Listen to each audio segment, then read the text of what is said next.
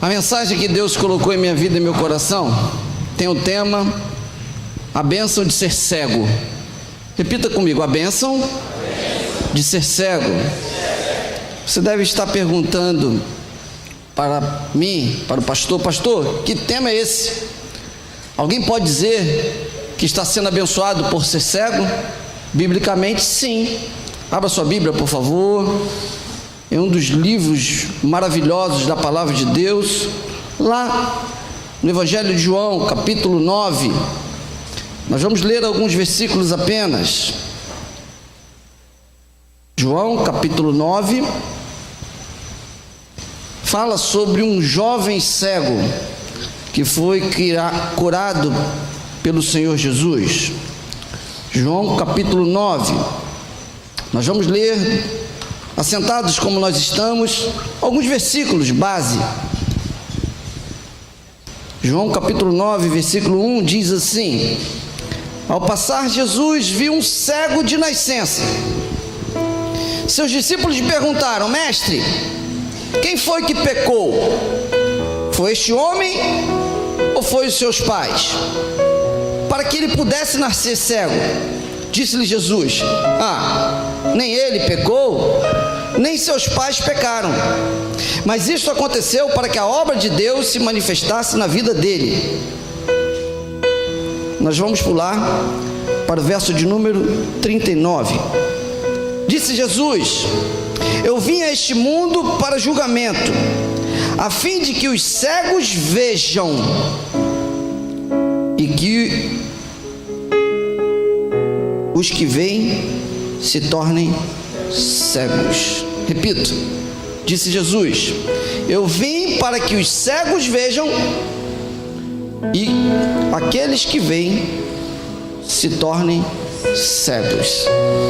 Que Deus possa abençoar essa palavra linda dos nossos corações, amém? Nesta semana Deus estava falando comigo de uma forma profunda acerca desse assunto. Eu já tive uma experiência sobre problema de vista. Todos sabem que na preparatória eu tive que fazer um exame de vista e fiquei reprovado. E o texto que Deus me falou no recurso, quando eu estava esperando sentado no lado de fora do recurso, foi esse texto aqui. Eu abri exatamente nesse texto e eu ficava a perguntar: Senhor, por que eu estudei tanto? O mais difícil eu passei, agora eu vou ficar reprovado no exame de vista. Eu tinha um problema grave de vista no olho direito, ainda tenho. E ali o Senhor falou comigo: calma, Denilson, o problema não é o seu pecado, o problema não é o pecado dos seus pais, mas o seu problema da vista é para que eu cumpra a minha vontade, o meu propósito. Fique calmo que você vai passar. E qual não foi a minha surpresa? Que no exame da SpaceX eu fui aprovado. Novamente no da AMAN, a mesma coisa, mas eu fui aprovado também. E eu posso dizer que a bênção de não enxergar bem foi algo de Deus, porque a partir dali eu tive uma experiência muito grande com o Senhor. Eu estava pesquisando acerca dos cegos do país. Hoje, por exemplo, nessa semana, eu vi um cego passando nessa rua da igreja.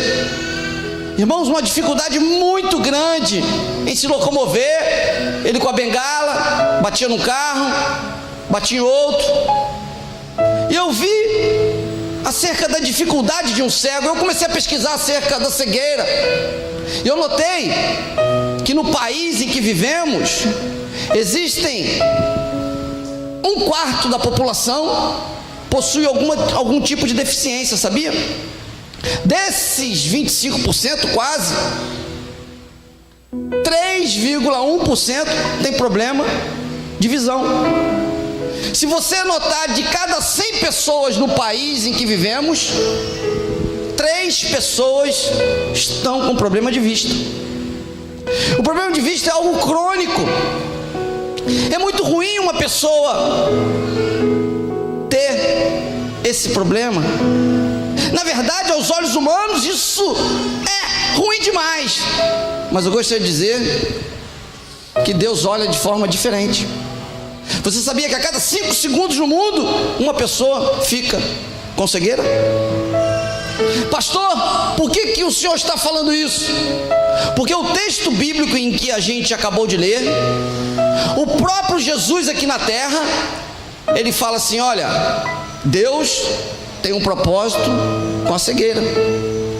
Se você for dar uma passeada na Bíblia, você vai ver que Jesus, ele curou vários cegos. Lucas 7 diz que ele curou muitos cegos, coxos, mancos. Mas existem 3 cegos marcantes que Jesus curou. O primeiro deles, você conhece, é o cego Bartimeu, que está em Marcos capítulo 8. Ou melhor, Betsaida, Marcos 8. Que ele foi levado pelos amigos até Jesus. E Jesus, diante desses amigos, olha para o homem e faz a primeira consulta. Jesus chama o jovem cego de Betsaida para fora do povoado. Lá Jesus cospe saliva nos olhos do cego de Betsaida. De repente Jesus olha para o homem e fala assim: como você está vendo agora? Está vendo bem? E ele: mais ou menos. Aí Jesus dá a segunda consulta, toca novamente, e aquele homem fica completamente sarado. Marcos capítulo 8. O cego de Betsaida, que foi curado por conta dos amigos que levaram até Jesus. A primeira grande lição dessa noite é essa, meu querido. A cegueira pode ser ruim, o problema pode ser ruim, mas se você tiver amigos, olha, essa sua deficiência, esse seu problema vai se tornar numa grande bênção, amém? E aquele homem foi curado, Marcos capítulo 8, e o texto bíblico descreve que Jesus mandou ele ir para casa. Vai para casa, meu filho. Certamente ele tinha família. Se ele voltou para casa, se Jesus orientou, ele tinha família. O segundo cego que a Bíblia descreve é em Marcos capítulo 10. Esse sim, é o cego Bartimeu, filho de Timeu. Se o primeiro cego de Betsaida os amigos levaram até Jesus, esse não. A multidão queria atrapalhar ele, e ele via Jesus, gritava: Jesus, filho de Davi, tem compaixão de mim. E os discípulos, a multidão, mandava ele se calar, e quanto mais mandava ele calar, mais ele gritava: filho de Davi, tem compaixão de mim. E ele, por livre e espontânea vontade, iniciativa, conseguiu a atenção de Jesus. Jesus o chamou, e após Jesus chamá-lo, Jesus olha para ele e pergunta: o que tu quer que eu faça? Ora, diferente do primeiro, que Jesus não pergunta nada, é levado pelos amigos, é curado com cuspe. Agora não, Jesus pergunta para ele: e aí, o que você quer? Eu quero ver. Jesus: muito bom, já que você quer ver, vai-te. Com uma só palavra, Jesus cura aquele homem. E a partir do texto bíblico de Marcos capítulo 10, aquele homem, acerca do vá, ele não vai, ele é curado, volta e passa a ser um seguidor de Jesus. Se no cego de Betsaida ele teve amigos, a lição aqui é a iniciativa dele próprio. A sua dificuldade, o seu problema, você precisa ter iniciativa. Vai ter sempre uma multidão que vai querer te atrapalhar de chegar até Jesus, mas você tem que se esforçar. Ele se esforçou, foi curado e seguiu a Jesus, amém? Mas a lição de hoje não fala sobre o cego de Betsaida, de Marcos 8. A lição de hoje não fala sobre o cego Bartimeu, Marcos 10. Mas a lição vai falar de um outro cego, João capítulo 9. Esse, diferente dos demais, era mendigo, era cego de nascença. Os outros, a Bíblia não descreve. Esse era cego de nascença. Esse vivia mendigando. Esse, segundo o contexto de João 9, não tinha família. A família estava mais preocupada com a religião do que propriamente com o filho. Era um dia de sábado.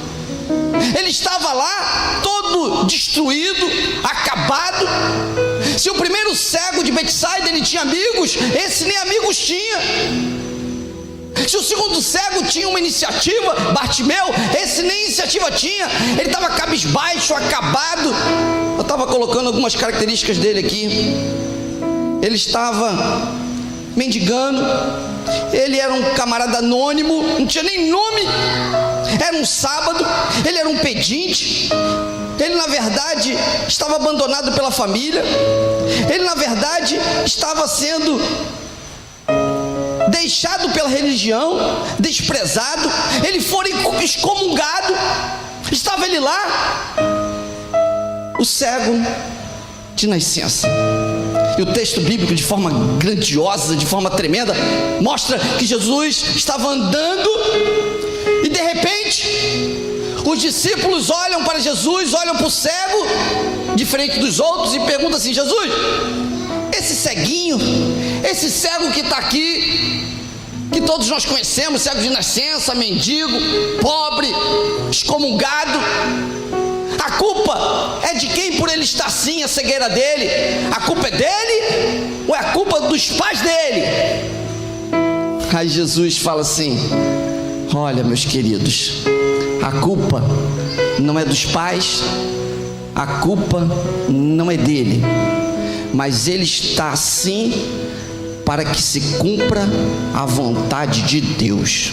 Em outras palavras, Jesus estava dizendo assim: ele está cego porque é bom que ele esteja cego, para que ele possa provar do milagre de Deus. Deu para você compreender? Se aos olhos dos discípulos, dos fariseus, dos religiosos, aquela cegueira de nascença era uma baita de uma aberração, de um peso de Deus, de um encargo, de um jugo, para Jesus aquela cegueira era uma bênção. O texto bíblico descreve, veja comigo, meu querido, quando Jesus diz lá em João 9, versículo 3: nem ele, nem seus pais pecaram, mas ele está cego para que a obra de Deus se manifeste na vida dele. Na linguagem atual é uma oportunidade para que ele seja abençoado. Meu querido, nesta noite eu gostaria de compartilhar com você sobre isso. Se o primeiro cego, Betsaida, ele tinha amigos e conseguiu sair dessa, com Jesus, é claro. Se o segundo cego, Bartimeu, filho de Timeu, sem amigos, mas tendo iniciativa, com Jesus saiu, esse daqui era involuntário. Esse daqui era como se fosse time perdido. Não tem jeito. É aquele time que perde de todo mundo. Não tinha jeito. Aos olhos humanos, esse cego aqui era um desclassificado, escanteado, mendigo, pobre, excomungado. Mas para Jesus não. Ele era uma fonte de bênção. Eu gostaria de dizer para você nesta noite, meu querido, eu não sei como você entrou, você que está assistindo essa mensagem, mas eu gostaria de dizer para você nesta noite que Deus quer fazer uma grande bênção na sua vida. Ainda que você passe por dificuldades, ainda que você passe por lutas, ainda que você não compreenda a situação que você está vivendo, mas Deus quer fazer dessa sua luta uma grande vitória. E eu gostaria de mostrar para você, dentro desse texto biblicamente, como é que Deus mudou o cativeiro desse cego. Em primeiro lugar, você vai ver que Jesus, quando ele modifica e manifesta o poder na vida desse cego, Jesus, de fato e de direito, muda a vida emocional. Porque aquele camarada estava sendo pressionado por toda a sociedade. Aquele cego estava emocionalmente destruído. Ninguém estava preocupado com ele, nem os discípulos estavam preocupados com ele. Os discípulos queriam solucionar a sua questão, porque naquela época eles acreditavam que o camarada que passava por lutas, por dificuldades, é porque ele estava em pecado. Era comum uma pessoa que tinha passado por enfermidades ser taxada como pecadora. Mas Jesus, de uma forma toda especial, atua e se importa com a vida emocional daquele jovem. Jesus, diferente dos outros, Jesus olha com um olhar diferente. Ele toca na vida emocional daquele jovem. Imagine você, um cego de nascença, que nunca viu a luz, nunca viu a família, nunca viu nada, mas a partir dali, Jesus se comove, e esse homem passa por um movimento emocional tremendo. Na área emocional, o que tem de gente aí, meu querido, com alergias, com traumas de infância, com sentimentos de culpa. Imagine aquele homem pensando que ele era o culpado de tudo, mas Jesus começa a mudar o quadro da vida dele e modifica a parte emocional dele, e levanta aquele homem que estava lá num grande poço. Logo após, além de levantá-lo de forma emocional, de forma mental, porque ele estava com um jugo, estava com um fardo, ele carregava de um lado para o outro aquele sentimento de pecado, e Jesus olha para a multidão, para os discípulos, e diz: não, a culpa não é dele não. Imagine, ele aliviado, anos e anos passava por ali, o pessoal dava esmola, olhando de cima para baixo, com doenças psicossomáticas. Doenças psicossomáticas são aquelas que não são detectadas por exames, mas aquele homem passava por lutas, por dificuldades, quem sabe sem dormir, sem se alimentar, estressado, e Jesus toca naquela vida de uma forma toda especial. Além da vida emocional, mental, o próprio Jesus cuida da vida física dele. Olha para aquele homem com compaixão e fala assim: tá bom, ninguém está cuidando de você, eu vou cuidar. Vai até o tanque de Siloé. Olha que diferente dos outros. Jesus faz totalmente diferente. Ele cospe no chão, unta, coloca nos olhos do homem e fala assim: jovem, saia daqui e vá ao tanque de Siloé. Eu estava pesquisando qual a distância do tanque de Siloé até o local onde Jesus estava, cerca de 800 metros. Ele teve que andar, ele teve que sair dali. Jesus permitiu, fazia parte da cura de Jesus, e aquele homem sai. E o interessante é que após isso, quando ele se lava, ele é curado. Eu estava lendo esse texto, eu posso conjecturar que esse homem não só se lavou, ele tomou um banho, porque o contexto diz que ele era um mendigo, todo sujo. Quando ele voltou curado, o pessoal: não é ele não, está diferente. Eu imagino que não é só pela visão, eu imagino que ele estava diferente mesmo, limpinho. Jesus mudou a vida dele. O camarada que era um mendigo, na sarjeta, cheio de problema, cheio de trauma, agora está andando sozinho, curado fisicamente. Além disso, Jesus não somente cura do lado emocional, do lado mental, do lado físico, mas Jesus, num texto bíblico, no verso 35, de forma afetiva, quando aquele homem voltou e perguntaram para ele o que aconteceu, ele falou: não, Jesus, um homem foi, untou, fez isso. Aí segunda vez depois ele fez isso. As pessoas não estavam acreditando.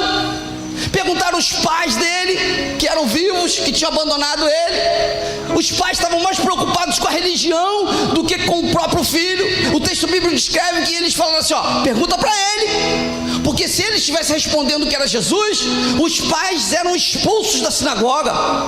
Os pais não estavam preocupados com o menino, estavam preocupados com a religião. Aí o que aconteceu? Os fariseus, os escribas, chamaram novamente pela quarta vez e perguntaram: o que aconteceu? Ele falou: um camarada fez isso comigo, me curou. E o texto bíblico escreve que eles expulsaram o homem curado, porque Jesus havia curado no sábado. Eles queriam um argumento para expulsar o jovem, e o jovem foi expulso da igreja. E a partir daí, o texto bíblico, no verso de número 30, Jesus recebe o homem. E Jesus está com o homem. Jesus recebe de forma afetiva. Jesus acolhe. E por último, Jesus olha para o homem e salva aquele homem de uma forma toda especial. No verso de número 39, Jesus diz assim: olha, eu vim a este mundo para julgar, a fim de que os cegos vejam e que os que veem fiquem cegos. Se eu fizer uma pergunta para você diante desse texto, você prefere ser cego ou prefere ver? Não me responda, porque essa foi a pergunta que os fariseus fizeram. Veja no verso seguinte: fariseus estavam com ele, ouvindo Jesus, perguntaram: nós, Jesus, somos cegos? Porque Jesus falou que veio abençoar os cegos. Aí Jesus falou: se vocês fossem cegos, não seriam culpados do seu pecado. Mas agora que dizem que podem ver, a culpa de vocês permanece. Você é cego ou você vê? Eu sou cego, porque Jesus veio para os cegos, e quem é cego vai receber a bênção de Deus. Por isso o texto da mensagem é a bênção de ser cego. Deu para captar? Eu gostaria de aplicar essa mensagem à sua vida, ao seu coração, nesses 5 minutos finais. Nós iniciamos falando de 2 cegos. O primeiro de Betsaida, que tinha amigos e foi abençoado. O segundo cego, Bartimeu, que não tinha amigos, mas tinha iniciativa e foi abençoado. Mas nesta noite eu gostaria de olhe para mim, aplicar o cego de nascença.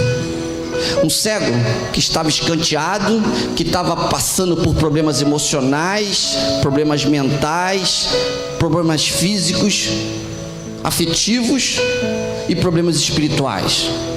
O Brasil possui 24% de pessoas com problemas físicos. É muito provável que aqui tenhamos pessoas com problemas físicos. É 1/4 da população. Mas você que tem problema físico, entenda que esse problema físico não é por conta do seu pecado, mas é para que o Senhor revele a glória dele na sua vida. Amém? Pode ser que você esteja aqui com um problema emocional, crise de culpa, desde menino. Você acha que você é culpado de tudo, mas eu gostaria de dizer que nesta noite o Senhor veio tratar isso, mostrar para você que a culpa não é sua, mas a culpa que você pode sentir ao sair vai ser uma grande bênção para você. Amém? Você pode ter entrado aqui de forma emocional abalado. Ah, pastor, já fui no médico, já fiz um montão de exame, não detectaram o meu problema. Mas eu gostaria de dizer nesta noite que existe um médico dos médicos, um psicólogo, um psiquiatra aqui presente, que ele faz com que a sua crise mental ela se torne numa grande bênção para você. Ah, pastor, mas eu tenho um problema de forma afetiva, ninguém gosta de mim, eu fui abandonado pelos meus pais. Esse problema que você passa de forma afetiva, Deus permitiu para que você veja a glória dele. Em quinto lugar, mas pastor, eu não consigo ter um equilíbrio espiritual, eu sou inconstante, e a palavra de Deus diz: sede firmes e constantes. Essa sua deficiência espiritual vai ser superada à medida em que você entregar completamente a sua vida a Jesus. Meu querido, eu poderia fechar essa porta dizendo que 100% dos que estão aqui tem alguma crise dessas. Isso é normal. Por um lado, você poderia ter amigos para te levar até Jesus, mas não tem. como cego de Betsaida. Por outro lado, você poderia ter iniciativa, mas não teve até agora, não conseguiu. Mas eu gostaria de dizer nesta noite que o Senhor Jesus, independente da sua iniciativa, independente dos seus amigos, Jesus tem uma grande obra para realizar na sua vida hoje. A bênção de ter problema, a bênção de ser cego. Eu gostaria de lançar um desafio para você nesta noite. O retorno está alto, tá? Faça a prova do Senhor. Esse jovem cego de nascença, ele, após o ensino de Jesus, veja comigo, ele disse: Jesus, quem você é? E Jesus disse: eu sou o Filho de Deus. E ele, verso 38, disse: Senhor, eu creio. E adorou o Senhor. O passo para que ele pudesse ser curado foi rendição. Ele se colocou diante do Senhor e disse: eu reconheço que a minha cegueira, mesmo que seja uma cegueira de infância, ela serviu para glorificar o Senhor. E a partir desse momento, aquele homem viveu uma vida de visão e uma vida abençoada, com salvação. Os fariseus viveram uma vida de visão, mas uma vida de perdição. Ele poderia até ficar cego, mas com Jesus a bênção seria maior. E eu concluo dizendo: existe uma bênção do Senhor em meio às suas lutas. Entregue teu caminho ao Senhor, confia nele, e o mais ele fará.